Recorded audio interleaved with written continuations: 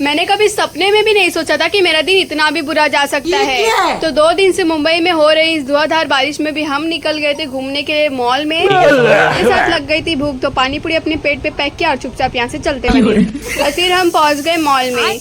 Mall में पहुँचते ही ये लोकेशन दिखाने वाली टीवी हमें दिख गई थी, जिससे छिड़काने के बाद गार्ड आने से पहले हम लोग वहाँ से निकल गए। फिर उसके बाद यहाँ पे हम चलते गए पर कुछ ढंग का चीज मिल ही नहीं रहा था हमें, और जो ढंग की चीज थी वो ढंग के दाम में बिकने को तैयार ही नहीं है।